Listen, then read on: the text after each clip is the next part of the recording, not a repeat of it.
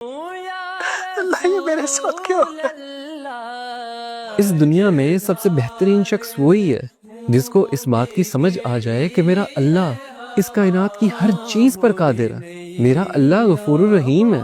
جس انسان کو یہ سمجھ آ گئی وہ انسان اس دنیا اور آخرت میں کامیاب ہے۔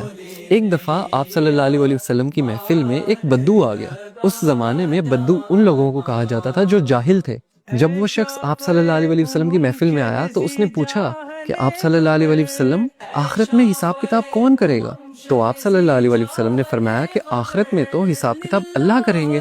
تو اس بدو نے دوبارہ پوچھا کہ اللہ کریں گے حساب کتاب؟ آپ صلی اللہ علیہ وسلم نے فرمایا ہاں اللہ کریں گے۔ یہ بات سن کر وہ بدو مسکرایا اور کہنے لگا کہ آپ صلی اللہ علیہ وسلم مجھے اجازت دے، اور وہ وہاں سے اٹھ کے چلا گیا۔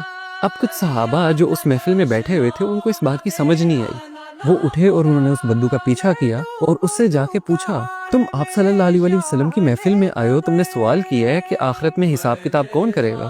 آپ صلی اللہ علیہ وسلم نے تمہیں جواب دیا کہ اللہ کریں گے، تم مسکرا کے اٹھ کے کیوں آ گئے ہو؟ تو اس بدو نے مسکراہٹ سے کہا کہ اگر اللہ تعالیٰ نے آخرت میں حساب کتاب کرنا ہے تو اللہ تعالیٰ تو بڑا غفور الرحیم ہے، وہ تو مجھ سے میری ماں سے زیادہ پیار کرتا ہے۔ کیا اب میری ماں مجھے جہنم کی آگ میں جلا سکتی ہے؟ جب میری ماں نہیں جلا سکتی تو وہ رحیم و کریم میرا مالک میرا اللہ مجھے کیسے جہنم کی آگ میں پھینک سکتا ہے؟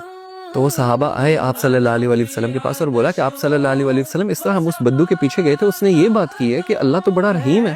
تو آپ صلی اللہ علیہ وسلم نے فرمایا کہ اگر اسے اللہ کی رحیمی پہ اتنا یقین ہے نا تو اللہ کبھی اس کو اپنی رحیمی سے مایوس کر نہیں سکتا، کیونکہ اللہ اپنے بندوں کے لیے بالکل ویسا ہے جیسا اس کا بندہ اس کے لیے گمان کرتا ہے۔ اگر اس کے بندے کو یہ یقین ہے کہ وہ بڑا رحیم ہے تو اللہ تعالیٰ اس کے لیے رحیم ہی ہے، اللہ تعالیٰ اس کو معاف ہی کرے گا۔